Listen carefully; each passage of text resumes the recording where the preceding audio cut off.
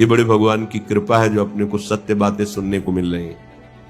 सत्य बातें कथन श्रवण का जो सौभाग्य हरि ने दिया है, लूट लो, अवसर है, लूट लो। परमानंद की लूट है, लूट लो। पता नहीं कौन सी श्वास आखिरी हमारी हो जाए। जिसने अपने इंद्रियों को शांत कर लिया, विवेकवान, ये खाना, ये देखना, ये सूंघना, ये भोगना, जितना तुम्हारा मलिन स्वभाव होता उतना ये प्रिय लगता है संसार का भोग, और जितना निर्मल होता जाएगा रुचि खत्म होती जाएगी, इंद्रियां अपने आप शांत होती चली जाएंगी। नहीं सुख है, नहीं है। मान लो इनकी चंचलता को, इनके विषय आकर्षण को नाम बल से रोकिए। नाम में बड़ी सामर्थ्य है। विचार कीजिए, जिन भोगों को तुम भोगना चाहते हो उनको कोई बहुत भोग रहा है फिर भी अशांत है, तो तुम क्यों अशांति की ज्वाला में गिरने जा रहे हो? शांत हो जाओ, अपनी इंद्रियों को शांत कर लो। तज ज्ञानम प्रशमकरम यदिंद्रियाणाम, वही ज्ञान है जो इंद्रियों को भोगों से हटाकर शांत कर ले। नहीं तो ज्ञान बघारते रहो, बातें करते रहो और भोग भोगते रहो, कोई हाथ आने वाली नहीं परमार्थ वस्तु। इसीलिए कहा लाखों में कोई एक बिरला की बहुत बहुत कमी है, बहुत कमी है। जब हमें विषय प्रिय लगने लगते हैं तो विषयी पुरुषों की चाटुकारिता शुरू कर देते हैं हम। हाँ, चले थे, उम्मीदवार थे बादशाह पद के, हो गए तुच्छ भोगों के गुलाम, और समझते हैं अपने को हम कि बहुत उन्नति प्राप्त कर रहे हैं। नहीं भाई नहीं, गलत है। विषय प्रिय लगा तो देखने को मिलता है। कहां चले थे हरि के चरणारविंद का दासत्व, और कहां तुच्छ विषयी पुरुष और विषयों के दासत्व में आ गए। ध्यान देना। तज्ज्ञानम प्रशमकरम यदिंद्रियाणाम, परमार्थ के पथिक हो तो तुम्हें जो ज्ञान प्राप्त हुआ है उसका प्रयोग करो अपनी इंद्रियों को निर्विषय करने में। शांत कर दो इंद्रियों को, शांत। उनके भोगों का सानिध्य प्राप्त हो तो हलचल ही नहीं होनी चाहिए। ये रुपया क्यों प्रिय लगता है? इसमें कोई प्रियता नहीं है। ये इसलिए प्रिय लगता है कि इससे तुम्हारी प्रिय भोग वस्तुएं मिलती हैं। ये प्रिय भोग वस्तुएं क्यों प्रिय लगती हैं? इनमें बिल्कुल प्रियता नहीं है। तुम्हारे अज्ञान छा गया है इसलिए ऐसा। अज्ञान क्यों छा गया है? क्योंकि तुम हरि से विमुख हो इसलिए। अभी हरि के सन्मुख होकर भजन शुरू करो, अभी आपको इसका रहस्य पता चल जाएगा। तज्ज्ञेयम यदुपनिषत्सु निश्चितार्थम, देखो तुम्हारे मनमानी निश्चय को नहीं माना जाएगा। तस्मात् शास्त्रम प्रमाणम, शास्त्र जिसे निश्चित कहते हैं वही वस्तु प्राप्त करने योग्य है। तो जिसे उपनिषद, वेद, शास्त्र, महापुरुषों ने कहा वो ब्रह्म है, वो परमात्मा है, वो भगवान है, वो ईश्वर है, तो तुम्हारी सारी की सारी चेष्टाएं उसके लिए होनी चाहिए। अगर ऐसे हां तो तुम्हारा जीवन धन्य, और नहीं तो बोले भूल भुलैया में शेषास्तु भ्रम निलय परिभ्रमंती। इसके अलावा जिसने अपनी इंद्रियों को शांत कर लिया है और सारी चेष्टाएं एकमात्र प्रभु की प्रसन्नता के लिए भजनमयी हो रही, धन्य है उनका जीवन। इसके अलावा सबका जीवन, कह रहे शेषास्तु भ्रम निलय परिभ्रमंती, सब भ्रम में अपने जीवन को नष्ट कर रहे हैं, भ्रमित हो रहे हैं। परमार्थ है शब में प्रभु का दर्शन करने की वृत्ति वाला, और अहम का स्वरूप है सबसे बड़ा बन करके हमारा नाम, हमारा यश, हमारा सिद्धांत, हमारा उपदेश अद्वितीय। दिशा गलत हो रही है। ये बहुत सूक्ष्मता का विषय है। बाहर से तो कोई नहीं समझ पाएगा, अंदर से आप देखिए। आप क्या देखने चले थे? सर्वम खलमिदम ब्रह्म। बहुत सूक्ष्म विषय है, बहुत सूक्ष्म विषय है। उपासक ध्यान दे। आदौ विजित्य विषयान मद मोह राग, द्वेषादि शत्रुगण माहृत योग राज्या, ज्ञात्वामृतम शमनुभूत परात्म विद्या, कांता सुखावत गृहे विचरन्ति धन्या। वो धन्य है जिसने पहला कदम जमा दिया, मोह का नाश करके, मद का नाश करके, राग का नाश करके, द्वेष का नाश करके इन शत्रुओं पर विजय प्राप्त की। धन्य है उसका जीवन। बाबा जी बनना सरल है, लेकिन साधुता आना कठिन है। कई लोग ये प्रश्न कर देते हैं कि कैसे जाना जाए कि ये संत है, कैसे जाना जाए? पहली बात है कि बिना संत बने तुम संत को जान ही नहीं सकते। दूसरी सहज बात है, संत की पहचान की सहज पहचान होती है। जिनके संग से भगवान का रंग बढ़ने लगे, नाम रूप लीला धाम, जिनके संग से बुराइयां तुम्हारी उभर कर तुम्हारे सामने आकर चुभने लगे कि मैं बहुत नीच हूं, अब मुझे नहीं करना चाहिए, जिनके संग से हृदय शीतल हो जाए, जिनके संग से तुम्हारी मांग मिटने लगे, वो संत है। संत कभी मांग नहीं रखता, उसके संग से तुम्हारी मांग पूर्ण हो जाएगी, तुम्हारे अंदर इच्छाओं का नाश हो जाएगा। जो इच्छा रखता है वो संत कैसे हो सकता है? भोगों की इच्छा रखना, पैसे की इच्छा रखना, वस्तु की इच्छा रखना, अरे हम निकले काहे के लिए हैं? इनको कबाड़ बटोरने के लिए निकले। ये कबाड़ ही है, चाहे जितना बैंक बैलेंस कर लो, कबाड़ ही तो, मरोगे बैंक लाद के ले जाओगे। नाम रूप लीला धाम। अब यथा योग्य जैसे प्रभु चला रहे, इसका कोई महत्व नहीं है, कोई इसका महत्व नहीं है। दैववश जैसे चल रहा है, अगर इनकी आकांक्षा है, इसका महत्व है, इसकी मांग है, इसकी चाह है, चाहे जो भेष रख लो, अभी साधुता नहीं है। साधुता नहीं तो परमानंद नहीं है।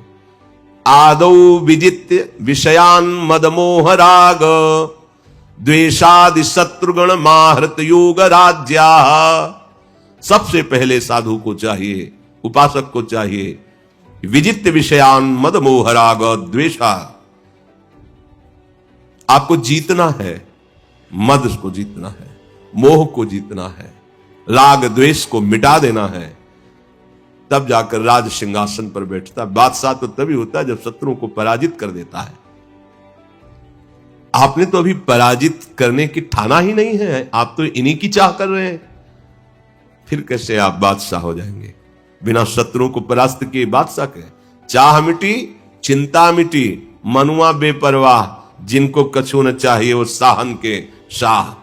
सुरपति नरपति लोकपति, जिनके भावे घास, रहे परमानंद में तज सब ही की आस। ये बाबा, ये संत, ये साधु जगत मंगल स्वरूप है, कोई खिलवाड़ वाला नाटक वाला ये मार्ग नहीं है। और जो इनका आश्रय ले लेता है वो जगत विजयी हो जाता है, चाहे गृहस्थ में हो, चाहे जिस मार्ग, जहां संतों का आश्रय हुआ, निर्विषय निर्विकार परमानंदमय स्थिति की चाह ये अपने आप हृदय में आने लगती है। देखो उपासक, मद मोह राग द्वेष आदि शत्रुओं को जीत करके अपने स्वरूप साम्राज्य में स्थापित, हे परमानंद का मार्ग है, ये घिघियाने का मार्ग थोड़ी है।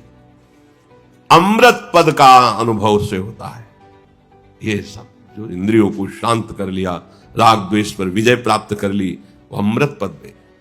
वैराग्यवान को क्या सुख है, सम्राट भी नहीं जान सकता, देवराज इंद्र भी नहीं जान सकते। वैराग्यवान को जो सुख है, फिर अनुरागी को जो सुख है, वो तो बहुत ही अलग बात हो गई। जो वैराग्यवान है, विषयों पर विजय प्राप्त किए हुए है, उसके अंदर जो विवेक है वो ऐसा है जैसे पतिव्रता पत्नी पति को सुख पहुंचाती रहती है, ऐसे ही वो विवेक परम सुख प्रदान करता रहता है उस उपासक को। और जैसे कोई अपने घर में सुख शैया पर सोता है, ऐसे पूरे विश्व ब्रह्मांड में सुखपूर्वक अपने घर की तरह रहता है, जिसके विवेक जागृत हो गया है, जो इन दोषों पर विजय प्राप्त कर लिया है। साधुता का मतलब दोषों पर विजय प्राप्त करना है। अगर आप भगवत प्राप्त नहीं है और समाज आपके पीछे पड़ रही है, तो आपका है क्या? लुट जाओगे, लुट जाओगे। एक प्रणाम भी किसी का फ्री नहीं है कि वो प्रणाम किया फ्री है, देना होगा, उसका हिसाब देना होगा आपको। अगर एक भी प्रणाम स्वीकार करते हैं तो बहुत सावधानी की जरूरत है।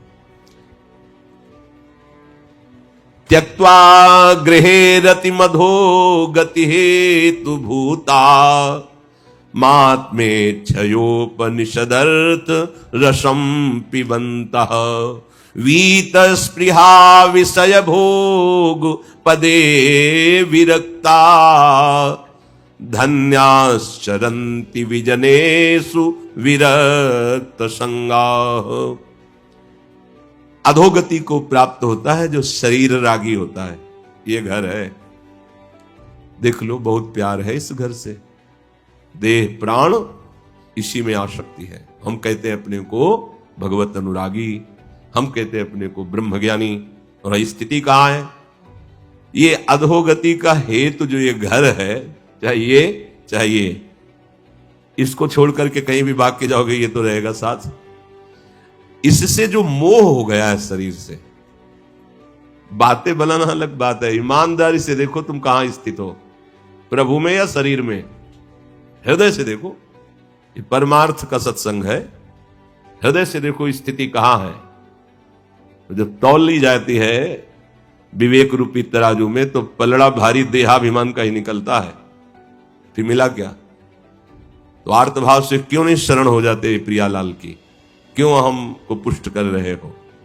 अधोगति का माने पतन का ये हेतु है। ये मैं शरीर हूं, इसका राग जो है बड़ा सूक्ष्म राग है,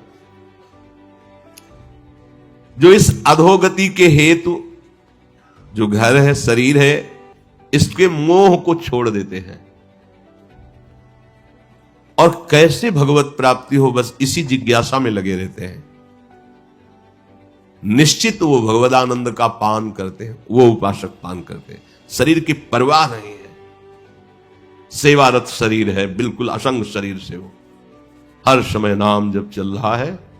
और जो सेवाएं हैं इसको, ऐसे शरीर को ज्यादा दुलार मत करो। कोई तो इतना दुलार करके सजा के रखते हैं, बहुत पछताओगे, ये बहुत धोखेबाज है, इससे प्यार करने का मतलब है पतन। शरीर का राग तुमसे ऐसे पाप करवाएगा जिससे दुर्गति को प्राप्त होगे। सच्ची बात कह रहे हैं, तो सावधानी। थोड़े वचन कड़ुए लगेंगे पर दवा बढ़िया है। ये सुदर्शन चूर्ण है, सुदर्शन चूर्ण ने बहुत कड़ुआ, पर जड़ से बुखार नष्ट करता है। इसी पे तो फंसे हैं, इसी पे फंसे। खास बात है हमारी दुर्गति का कारण यही शरीर, और यही शरीर सदगति का कारण बन जाएगा। त्यक्त्वा गृहे रति मधोगति हेतु भूता, अधोगति प्राप्त कराने वाला ये है। इसमें आसक्त मत हो। जैसे किसी नौकर को अच्छा भोजन वस्त्र पहना दिए और रात दिन उससे काम करवाते हैं, ऐसे इसका प्रयोग करो। तुम शरीर नहीं हो। उचित भोजन, उचित वस्त्र, उचित शय्या, युक्ताहार विहारस्य युक्त कर्म चेष्टस, निरंतर भजन में लगाओ। शरीर के द्वारा की हुई सारे पाप भस्म हो जाएंगे। अभी आनंद की अनुभूति हो जाएगी। कह रहे हैं इसमें, जिस समय कोई अधोगति के हेतुभूत इस शरीर से मोह छोड़ करके कैसे भगवत प्राप्ति हो, ऐसी जिज्ञासा संत समागम में करके प्राप्त उपासना में रत होता है, तो ब्रह्मानंद का पान करने लगता है। एक अद्भुत सुख, एक अद्भुत आनंद की अनुभूति।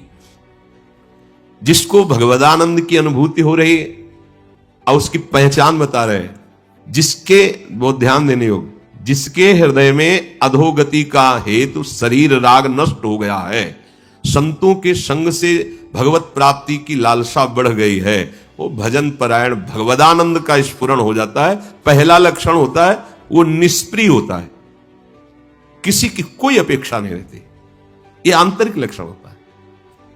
किसी के मिलने से कोई हर्ष नहीं, किसी के जाने से कोई विषाद नहीं। एक बार पूज्यपाद उड़िया बाबा के पास कुछ उपासक आए हुए थे, 2-4 दिन रुके। बोले बाबा अब आदेश कीजिए, जा रहे हैं। तो बोले बुलाया किसने था? जाइए। बोले आए कि हुज्जत नहीं, गए कि तलाश नहीं। निष्प्रिय, देखो निष्प्रिय हो बोला नहीं हो सकता है। हमारा मालिक हमसे आके पूछे, आके ये ले लो, ये ले लो, खिलौने मत लेना। अगर खिलौने ले लिए तो गोद में नहीं बैठा लेंगे, खेलते रहो खिलौने। नहीं, मुझे आप चाहिए। क्या चाहिए आपको? क्या शुरू? नहीं, सब ठीक है। ये कहना सीखो, जबान से कहना सीखो, पहले वाणी से सीखो। समस्याएं, आवश्यकताएं, चाह, ये कब दूर करोगे? क्या आपको कुछ चाहिए? कुछ नहीं चाहिए। वो खुद चिंता करके व्यवस्था करेगा। नहीं, जैसे है वैसे। मुझे श्री जी चाहिए, इस पे कोई बीच में पोला पर नहीं होना चाहिए। हम अन्य में राजी नहीं होंगे, हमें श्री जी चाहिए। श्री जी बैठा लो हृदय में। जिसके अंदर भगवदानंद की स्फूर्ति होती है। देखो कोई कहे हम बहुत स्वस्थ हैं, डॉक्टर थर्मामीटर डाल के कह रहा है 102 बुखार है। तुम्हारे कहने से नहीं होगा, बुखार है तुम्हें। ये थर्मामीटर है परमार्थ के, इनको डाल करके हृदय में देखो। अधोगति के हेतुभूत इस घर से जिसने मोह छोड़ दिया है। गृह त्यागी किसे कहते हैं? जो शरीर राग का त्याग कर देता है। बात समझनी है, बात नहीं समझे ना बहुत गड़बड़ है मामला। पे घर से निकले थे भगवान प्राप्ति के लिए, राजी हो गए भोगों को लेके। इतना घाटा सौदा कर लिया यार। हमारा आंतरिक वैराग्य रोज निखार आना चाहिए था। जब घर से निकले थे तो भोजन की भी परवाह नहीं थी, वस्त्र की भी परवाह नहीं थी, रहने की भी चाह नहीं थी, मिटने की चाह थी। मुझे भगवान चाहिए, एकमात्र भगवान। तो पूरे जीवन भर उपासक को उस दिन की याद रखनी चाहिए जिस दिन उसने कदम निकाला था भगवान के लिए, कि सिर्फ भगवान चाहिए था, बीच में कुछ भी राजी नहीं होंगे। आप बाजार लगा दो तो आपकी मौज है, हम सिर्फ आपको चाहेंगे, आपको चाहेंगे, आपको पाएंगे, दूसरी तरफ देख नहीं सकते। वैराग्यवान का जीवन इसलिए थोड़ी होता है कि वो किसी सुख की चाह रखता है। हर सुख की चाह को मिटा देना ही तो भगवत मार्ग के पथिक का भाव है। तो जिसके अंदर भगवदानंद स्फुरित होता है वो निष्प्रिय होता है। बाहर से प्यार का व्यवहार होता है, अंदर से सिर्फ श्यामा श्याम में आसक्त होता है। अंदर कोई गुंजाइश नहीं, मेरे तो गिरधर गोपाल दूसरों न कोई, ये अंदर की स्थिति होती है, निष्प्रिय होता है। और दूसरी बात, कोई भी विषय भोग उसे आसक्त नहीं कर सकता। बहुत सुंदर, वीतस्प्रिया विषय भोग पदे विरक्ता। कोई भी विषय भोग उसे आसक्त नहीं कर सकता। ये भी कमी छोड़ो, चाहे जितना सुंदर भोजन बना हो, उत्साह नहीं आना चाहिए आपके अंदर। पाना है भूख मिटाने के लिए, उत्साह नहीं होना, आनंदित नहीं होना। आज अमुक वस्तु सुन के आनंदित, ये बहुत खतरनाक खेल है, आपको आगे नहीं बढ़ने देगा परमार्थ में। हाँ, क्षुधा है, जो भी जैसा भी, जो ज्यादा अच्छा लगे उससे कम लीजिए।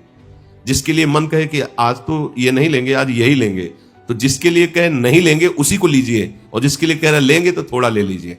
अगर अंदर से आपको प्रिय वस्तुएं जो लगती हैं आप उनका भोग कर रहे हैं, तो आप अपने परमार्थ मार्ग में गिरने के चांस पैदा कर रहे हैं। मान लीजिए प्रार्थना, श्री जी के पास कुछ कमी नहीं है, पूरी सृष्टि का पालन पोषण कर, आप जो चाहोगे मिलता रहेगा। जो इच्छा करियो मन माही, हरि प्रसाद कछ दुर्लभ नाही। पर मान लो हमारी प्रार्थना, जब तक भगवत साक्षात्कार ना हो जाए तब तक ऐसी छूट मत दो कि जो इंद्रिय जन्य भोग तुम्हें प्रिय लगता है तुम आनंदित होकर उससे पा रहे हो। नहीं, उसके विरोध में होइए। संतों की रहनी अलग होती, भगवत प्राप्ति का जो सिद्धांत है वो अलग है। मन कह रहा है कि रोटी तो रोज पाता हूं, आज तो अमुक अमुक चीज है, तो अमुक अमुक चीज भैया इतनी रख दीजिए। हमने देखा है महापुरुषों को, और वही ले ली और शांत भाव से पा लिया। मन को अच्छा नहीं लगेगा, जब मन को अच्छा नहीं लगेगा तो भजन बहुत बढ़िया होगा, देख लेना। और जिस दिन ये सब पालोगे तो देख लेना भजन। अब भजन में आपकी उतनी रुचि नहीं, इसलिए देख नहीं पाते हो, नहीं दूसरे दिन पाने की इच्छा नहीं होगी। अगर भजन में कमी हो जाए तो तुम्हारी इच्छा नहीं होगी दूसरे की, धिक्कार हमारे जीवन को, हमने ऐसा क्यों पाया जो प्रमाद स्थिति आ गई और भजन छूट गया श्री जी का। बहुत सावधानी की जरूरत है प्यारे। ये अमृत पद प्राप्त करने के लिए मिला है समय, इससे व्यर्थ में नहीं। और भोगों में अनासक्त, निष्प्रिय, भोगों में अनासक्त, और किसी का भी संग नहीं। ध्यान दीजिए, ये ऊंचाई पे चढ़ने के लिए बात है। एकश्चरण रहस्य चित्त मनंत से युंजीत तद वृत्तिषु साधुषु चेत प्रसंगा। या तो असंग एकदम अकेला, और संग तो भगवत प्रेमी महात्मा का बीच में नहीं। व्यवहार बर्ताव करो, अंदर से संग मत करो, अंदर से अपनापन मत रखो, निस्संग भाव और जन शून्य प्राण प्रिय स्थान लगने लगे। आप बहुत बढ़िया सुविधा है, अपना कमरा दिनचर्या की, कमरे के अंदर गए, सिटकिनी बंद की, पर्दा लगाया, एकांत। अब चित्त को प्रभु में लगाओ। अब देखो मना स्थिति तुम्हारी भगवदानंद में है या विषयानंद में। पर यहां उल्टा होता है। समाज में तो बहुत सावधान से बैठना ही पड़ेगा, क्योंकि सौ की दृष्टि एकांत में। जिसका एकांत गलत है उसका जीवन गलत है, जिसका एकांत पवित्र है उसका जीवन पवित्र है। एकांत को सुरक्षित रखो, एकांत को पवित्र रखो, एकांत को बिल्कुल सावधानी से काटो। ये बात हमारी गांठ बांध लीजिए। आप अगर एकांत को प्रमाद स्थिति में काटेंगे तो वही आपके जीवन के लिए बहुत बड़ी हानि हो जाएगी। अब ऐसे तो नहीं, अब जब एकांत पहुंचे तो जिनके पास मोबाइल खुल गए मोबाइल, नहीं तो चार बैठकर बातें करने लगे, नहीं तो विषय चिंतन करने लगे। नहीं नहीं, एकांत आपका बहुत सुव्यवस्थित, सुरक्षित, शास्त्र सम्मत कटना चाहिए। वो धन्य है। उनका धन्याश्चरन्ति विजनेषु विरक्त संगाहा। धन्य है ऐसे वैरागी जन जो ऐसी दिनचर्या रखते हैं। त्यक्त्वा ममाहमिति बंध करे पदे द्वे, मानावमान सदृशाः समदर्शिनश्च, कर्तारमन्यमवगम्य तदर्पितानि, कुर्वन्ति कर्म परिपाक फलानि धन्याः। जो इस बात को मिटा दिया, मैं और मेरा, बस यही बंधन है। जो साधु, जो साधक, जो उपासक मैं और मेरे को समर्पित कर दिया भगवान के चरणों में, यही दोनों बंधन है। त्यक्त्वा ममाहमिति बंध करे पदे द्वय, ये दो बांधने वाले हैं, मैं और मेरा। त्यक्त्वा, जिसने मैं और मेरा का त्याग कर दिया है। और जो मानावमान सदशाह, मान अपमान को सहना सीख गया है। मान में गुदगुदी होती है, नहीं होनी चाहिए। अपमान में जलन होती है, नहीं होनी चाहिए। अगर हो रही तो अभी साधुता नहीं आई है। साधुता आ गई है तो इनका दोनों का प्रभाव नहीं पड़ेगा। खूब मान हो रहा है, कोई मतलब नहीं। खूब अपमान हो रहा है, कोई मतलब नहीं। बिल्कुल फर्क नहीं पड़ना चाहिए। पर यह बिना लक्ष्य दृढ़ हुए नहीं हो सकता। बड़े बड़ों को चुभता है। ये बहुत सूक्ष्म विषय होता है। मान बहुत सूक्ष्म। एक बार उड़िया बाबा जी महाराज, श्री प्रभुदत्त ब्रह्मचारी जी और बड़े बड़े महापुरुषों ने एक संगोष्ठी रखी थी। उसी में पूज्य बाबा भी बैठे थे, हरि बाबा भी थे। तो हरि बाबा जब कीर्तन करते थे तो प्रणों का उच्चारण करवाते थे घंटानाद के साथ। तो सब प्रणों ओम। तो वैदिक सिद्धांत के ऋषियों ने मना किया कि सबको बोलने का अधिकार नहीं है प्रणव, वैदिक सिद्धांत के अनुसार ऐसा ऐसा। उड़िया बाबा भी सब बैठते थे जहां कीर्तन होता था। हरि बाबा, उड़िया बाबा दोनों हरि हर के समान। तो बाबा के पास सूचना पहुंचाई गई कि आप तो जानते हैं इस रहस्य को, इसलिए प्रणों का घोष जो होता है बाबा से कह दो कि बंद कर दें। वो स्वयं कर सकते हैं लेकिन सबसे नहीं करवा सकते, सबका अधिकार नहीं है। तो उड़िया बाबा ने कहा कि जो भगवान को प्राप्त महापुरुष है उनके द्वारा किया हुआ हर विधान परम सत्य और मंगल में होता है। हरि बाबा भगवत प्राप्त महापुरुष है, उनके ऊपर किसी भी शास्त्र का कोई शासन नहीं। वो जो भी कर रहे हैं वो महामंगल और विधान है। तो उड़िया बाबा जहां वहां बैठे थे तो बहुत बड़े विद्वान महापुरुष थे, पूजनीय थे।